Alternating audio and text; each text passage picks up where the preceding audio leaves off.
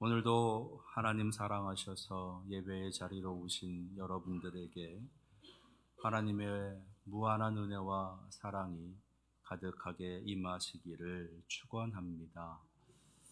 아직 채 여물지 않은 아브라함을 믿음의 조상으로, 믿음의 사람으로 만들어 가시는 과정을 우리가 함께 하고 있습니다. 하나님께서 택하신 사람, 하나님께서 부르신 사람, 하나님께서 그 꿈을 함께 나누셨던 그 사람, 그럼에도 불구하고 아직 그의 신앙이, 그의 믿음이 온전하지 못하기 때문에 그를 하나님께서 믿음의 온전한 사람으로 만들어 가시는 과정을 함께 하는 것입니다. 먼저 그의 이름을 바꾸기도 하셨습니다. 아브람에서 아브라함으로, 사레에서 사라라는 이름으로 바꾸어 주셨습니다. 그리고 지난주에는 할례를 명하셨습니다. 할례, 살을 잘라내는 것, 거기에는 그 이상의 의미가 담겨져 있다 말씀을 드렸습니다. 내 언약이 내 살에, 너희 살에 있어 라고 하시는, 그래서 그 살을 잘라내는 것은 단순히 그냥 필요 없는 것을 제거하는 것이 아니라 하나님의 언약을 그의 살에 새기시는 모습이다. 그래서 이사야에 있는 말씀, 내가 너를 내 손바닥에 새겼고라고 하시는 말씀으로 하나님의 언약을 하나님께서 택하신 그 아브라함의 살에 새기시는 모습이다라고 하는 말씀을 드리면서, 그런 의미로 우리도 세례를 받았다라고 하는 것과, 그래서 우리도 세례받은 우리들도 이제는 하나님의 이름을, 하나님의 언약을 우리의 손바닥에, 우리의 살에 깊이 새기자라고 하시는 말씀을 드렸었지요. 오늘 하나님께서는 그렇게 하나님의 언약을 그의 살에 새기신 그 아브라함의 가정에 특별한 모습으로 찾아오고 계십니다. 하나님께서 아브라함에게 나타나셨을 때는 늘 말씀으로 찾아오셨어요. 아브라함에게 이르시되 라고 하면서 하나님께서 그 아브라함에게 음성으로 찾아오신 분이셨습니다. 그런데 오늘은 좀 특별하게 사람의 형상으로 그에게 오십니다. 새 분으로 그에게 찾아오고 계세요. 아브라함이 새 분이 자신에게 찾아오고 있는 그 모습을 보면서 달려나가서 그분들을 맞이하고 있는 겁니다.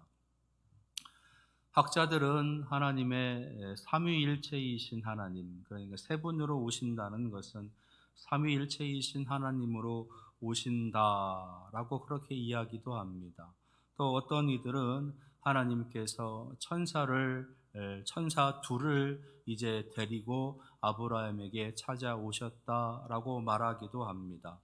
그러면서 하나님께서 데리고 오고 있는, 동행하고 있는 그 천사는 가브리엘 천사, 그리고 미가엘 천사다라고 그렇게 이야기를 해요. 왜냐하면 가브리엘 천사는 아시는 것처럼 세례 요한의 출생을 예고했던 천사이고, 나아가서 예수님께서 이 땅에 오시는 그것을 예고했었던 천사입니다. 그래서 이제 앞으로 사라에게 아들이 임하게 될 것이다 라고 하는 것을 알리시기 위해서 가브리엘 천사를 이제 동행하고 계시다 라고 이야기를 해요. 또 그리고 미가엘 천사라고 하는 천사를 데리고 오고 계시는데, 이 미가엘 천사는 어떤 일을 관장하냐 하면, 이제 요한계시록에 보시게 되면 이 세상 마지막 날의 심판, 마지막 날의 어떤 멸망의 모습들을 이제 주관하고 있는 일들을 미가엘 천사가 하게 되는 겁니다. 그래서 이제 18장 19장에 보시게 되면 하나님께서 아브라함에게 장차 소돔과 고모라를 멸망시키실 것이다 라고 하시는 말씀을 하시면서 그 일을 행하시는 모습이 기록되어져 있어요.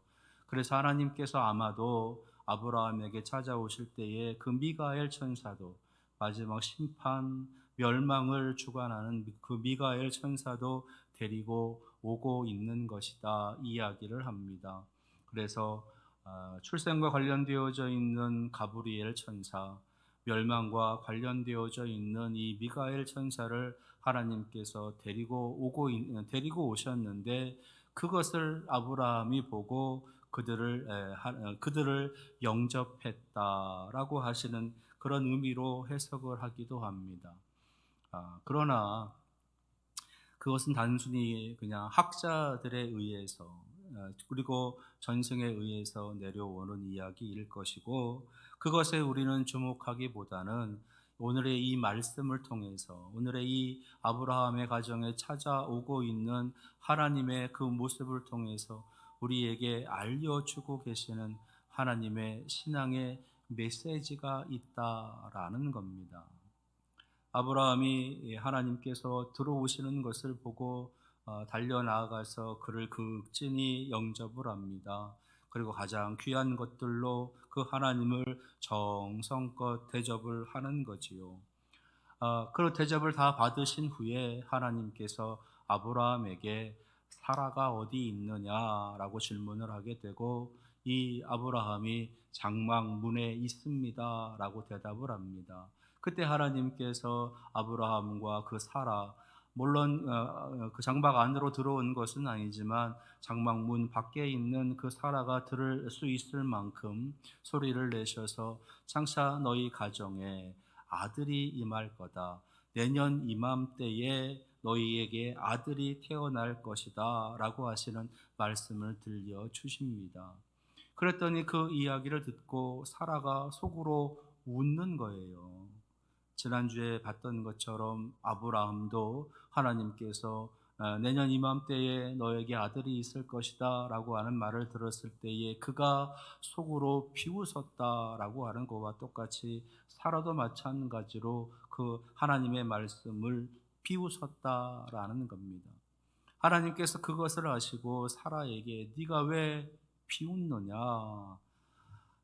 사라에게 질문을 하자 사라가 이제 15절에 있는 말씀처럼 두려워서 아닙니다, 아닙니다, 나는 웃지 않았습니다 라고 대답을 합니다. 그랬더니 하나님께서 한 번 더 강조하시면서 아니다, 네가 웃었느니라, 아니라 내가 웃었느니라 라고 말씀하고 계시는 거예요. 그것이 오늘 우리가 함께 읽은 이 말씀의 내용인 겁니다.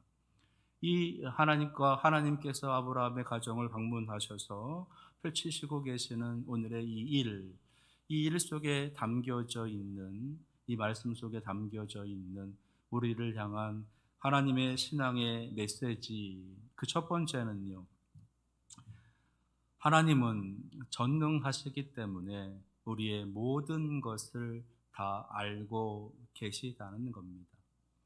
하나님께서는 전능하신 분이시기 때문에 우리의 모든 것을 다 알고 계시다. 전능하시다라고 하시는 그 의미에는 전지하시다라고 하는 의미도 함께 포함이 되는 겁니다. 그래서 전지전능하신 하나님이라고 우리가 보통들 고백을 하지요. 전지 모든 것을 알고 계시고 전능 모든 것을 할 수 있으신 하나님이시다라는 겁니다. 모든 것을 할 수 있을 뿐만 아니라 모든 것을 알고 계신 하나님, 이 땅의 모든 것을 알고 계신 하나님, 그 하나님 앞에 그 어떤 비밀도, 그 어떤 감출 만한 것도 없다라고 하시는 말씀, 더 나아가서 전지전능하신 하나님이시다라고 하는 것은 우리가 이 땅에 살아가면서 만나게 되는 인생의 많은 문제들, 생사화보 뿐만 아니라 희노애락과 관련되어져 있는 이 땅의 모든 삶의 문제들에 대한 해답을 하나님께서 알고 계시다는 거예요. 거기에 답이 있다. 하나님께 답이 있다. 하나님께 나아갈 때 그 문제들이 해결되어진다라고 하시는 의미가 담겨져 있는 것이에요. 사라는 그것을 모르는 것으로 착각하고 있는 겁니다. 그래서 비웃었던 것이고, 하나님께서 왜 비웃느냐라고 할 때 아닙니다, 아닙니다, 나는 웃지 않았습니다 라고 부인하고 있었던 겁니다. 인생을 살아가는 삶의 많은 문제들의 그 해답이 하나님께 있음에도 불구하고 사라는 하나님께서 질문하고 계시는 네가 왜 비웃느냐라고 하는 그 질문에 담겨져 있는 네가 왜 아들을 낳을 수 없다라고 여기느냐라고 하는 그 의미에 대해서, 그 하나님의 말씀에 대해서 부정하고 부인하고 있었던 겁니다. 나에게는 답이 없습니다. 나는 이제 아들을 낳을 수 없는 여인입니다. 이 땅의 이 인생의 방법으로는 나에게 어떠한 복이 임할 수 없습니다 라고 그 하나님을 부인하고 있었던 거예요. 전지전능하신 하나님에 대해서 이 사라는 이렇게 간접적으로 부인하고 있었던 겁니다. 하나님을 향해서 대놓고 부인하고 있지는 않지만 그의 마음에, 그의 생각에, 그의 행동을 통해서 하나님을 부정하고 부인하고 있었던 겁니다. 하나님께서는 그 사라를 향해서 아니라 네가 웃었느니라 라고 한 번 더 강조하시면서 그를 지적하시면서 전능하신 하나님을 네가 인정해야 된다 라고 하시는 말씀을 하고 계시는 거예요. 너의 마음으로만, 생각으로만 인정하는 것을 넘어서 너의 온 몸과 너의 온 행동과 너의 온 말로도 그 전능하신 하나님을 인정해야 된다라고 하시는 하나님의 말씀이신 겁니다. 여러분들은 어떠신가요? 전지전능하신 하나님에 대한 고백을 매일의 삶 속에서, 살아가시는 삶 속에서 여러분들은 하고 계십니까? 나의 모든 것을 알고 계시는 하나님, 나의 모든 삶의 문제의 해답이신 하나님, 그 하나님을 여러분들은 정말로 고백하면서 그 하나님을 인정하면서 그 하나님 앞에 나아오고 계십니까? 여러분들의 일상의 삶 속에서 전지전능하신 하나님을 만나실 수 있는, 사라처럼 비웃거나 부정하거나 부인하지 말고 여러분들의 말로도, 여러분들의 생각으로도, 여러분들의 마음으로도 그 하나님을, 전지전능하신 하나님을 고백할 수 있는 여러분들 될 수 있기를 바랍니다. 오늘의 이 일을 통해서 우리에게 알려주고 계시는 신앙의 메시지 두 번째는요, 하나님께서는 성도들의 교제가 전능하신 하나님을 향해서 하나가 되기를 원하신다는 겁니다. 성도들의 교제를 통해서 성도들이 하나가 되기를 원하신다라는 거예요. 아브라함의 가정에 하나님의 언약의 말씀이 깊이 새겨졌습니다. 그 깊이 새겨진 그 하나님의 말씀, 하나님의 약속, 하나님을 아브라함은 그의 가족들과 나누었었어야 돼요. 이렇게 말씀드리는 이유는 아브라함과 사라는 그것을 서로 나누지, 교제하지 않았다라는 거지요. 그것에 대한 증거가 어디에 있느냐? 하나님께서 너의 가정에 이제 아들이 태어날 거다, 사라를 통해서 아들이 내년 이맘때에 임하게 될 것이다 라고 하는 하나님의 말씀을 들었을 때 사라가 비웃었다 그랬습니다. 하나님께서 그것을 아시고 먼저 꾸짖으시면서 질문하고 계시는데 그 질문의 대상이 누구냐? 아브라함에게 하고 있다는 거예요. 13절입니다. 여호와께서 아브라함에게 이르시되 사라가 웃으며 이르기를 내가 늙었거늘 어떻게 아들을 낳으리요 하느냐. 이어서 14절에 여호와께서 능하지 못한 일이 있겠느냐, 기한이 이를 때에 내가 내게로 돌아오리니 사라에게 아들이 있으리라. 여호와께 능하지 못한 일이 있겠느냐. 전지전능하신 하나님, 내가 너의 살에 새긴 그 하나님의 이름, 언약의 하나님, 약속의 하나님의 그 이름을 너는 왜 사라와 교제하지, 사라에게 말하지 않았느냐라고 하시는 말씀이신 거예요. 사라가 그것을 아브라함에게 들었어야 되고, 사라가 그것을 함께 고백하며 함께 믿음의 가정으로, 믿음의 사람으로, 하나님께서 꿈꾸시는 그런 가정으로 나아가는 그 꿈과 비전을 함께 공유하고 교제할 수 있었어야 되는 겁니다. 근데 사라는 그것에 대해서 아브라함처럼 똑같이 비웃고 있는 거예요. 비웃고 있는 겁니다. 다시 말해서 아브라함과 사라는 그 하나님의 꿈에 대해서, 하나님의 언약에 대해서 서로 교제하지 않고 있었다는 거예요. 부부가 된 지 상당히 오랜 시간이 흘렀습니다. 적어도 못해도 아브라함께서 하나님께서 아브라함을 부르셨을 때부터 지금까지라면 벌써 한 25년이라고 하는 세월이 흘렀었던 부부입니다. 그 전에서부터 부부의 관계였을 것이에요. 아주 오랜 시간 동안을 부부의 연을 맺고 부부로 살아오고는 있었지만 그 안에 하나님의 은혜를 나누고 하나님의 사랑을 나누고 하나님의 약속을 나누고 하나님의 언약을 나누고 하나님 주시는 꿈과 비전을 나누는 그러한 은혜의 교제는 없었다라고 하는 것.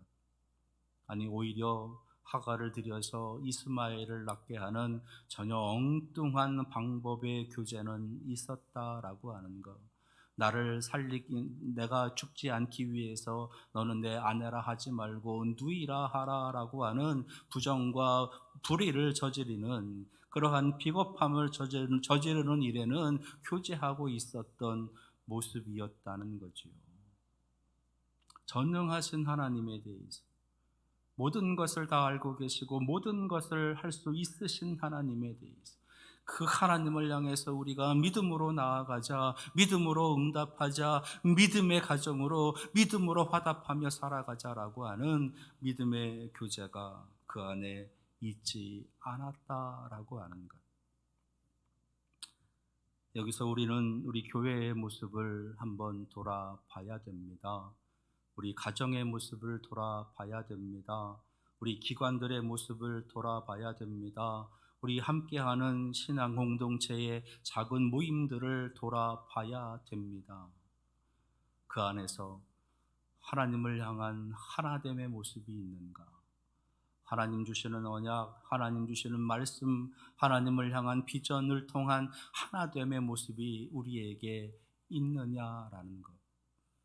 하나님께서는 오늘 이 말씀을 통해서 너희가 하나가 되라고, 가정이 하나가 되고 교회가 하나가 되고 기관이 하나가 되고 그렇게 서로 교제하고 하나님의 은혜로 나아가고 사랑으로 교제하고 기도로 교제하면서 그렇게 신앙으로 든든히 하나가 되라라고 하시는 하나님의 메시지가 담겨 있는 겁니다.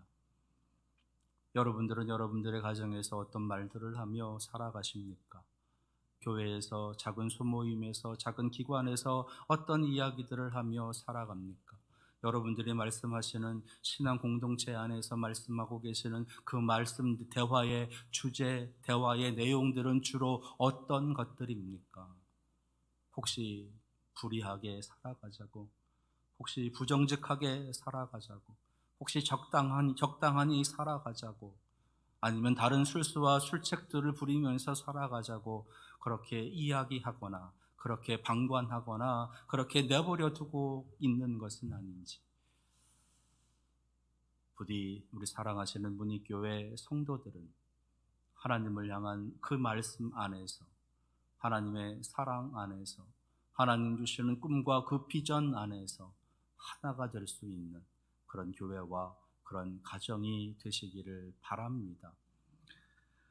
세 번째로 오늘의 이 일들을 통해서 우리에게 주시는 신앙의 메시지는 하나님께서는 전능하신 하나님 앞에 솔직하고 정직하게 살라라고 하시는 메시지를 주십니다.